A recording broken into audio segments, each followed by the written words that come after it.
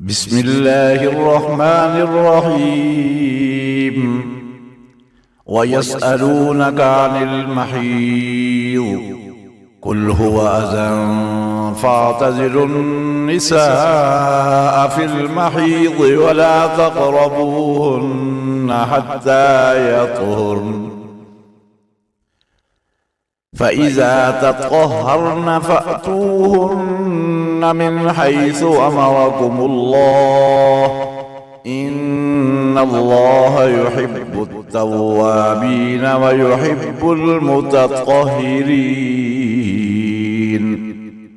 نساؤكم حرث لكم فأتوا حرثكم أنى شئتم وقدموا لأنفسكم واتقوا الله واعلموا أنكم ملاقوه وبشر المؤمنين.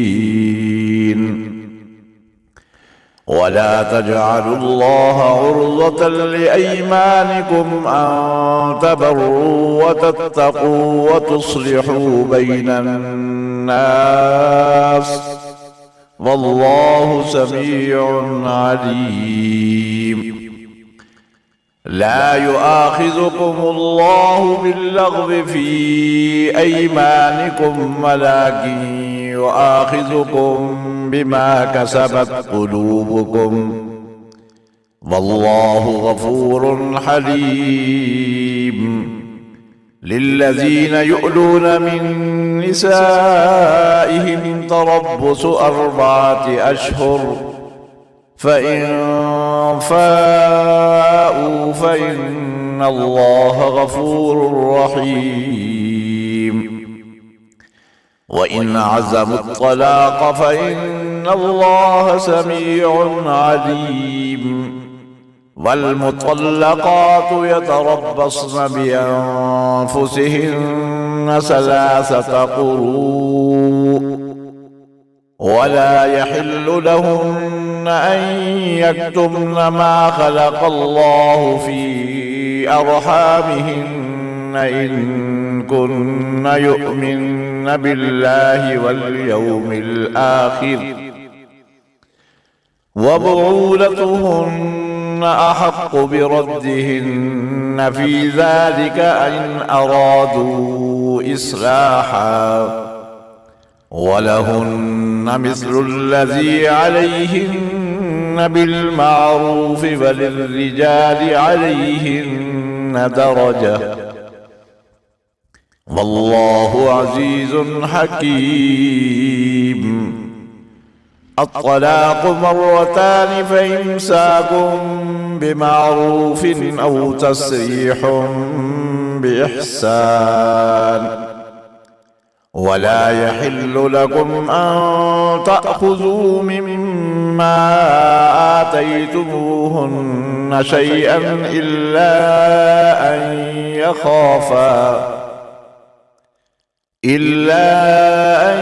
يخافا ألا يقيما حدود الله فإن خفتم ألا يقيما حدود الله فلا جناح عليهما فيما افتدت به تلك حدود الله فلا تعتدوها ومن يتعد حدود الله فأولئك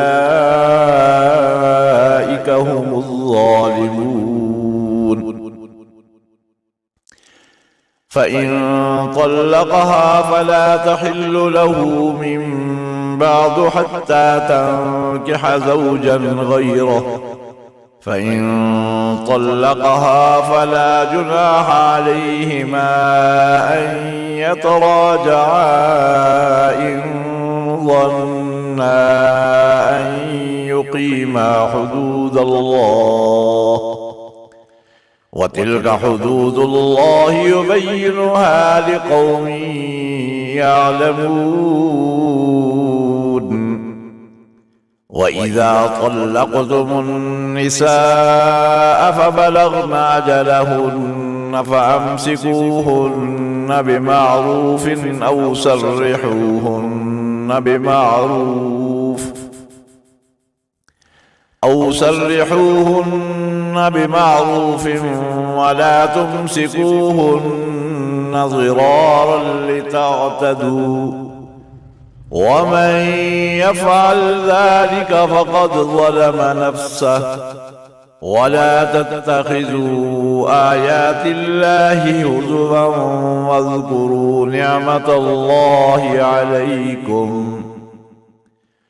واذكروا نعمة الله عليكم وما أنزل عليكم من الكتاب والحكمة يعظكم به واتقوا الله واعلموا أن الله بكل شيء عليم.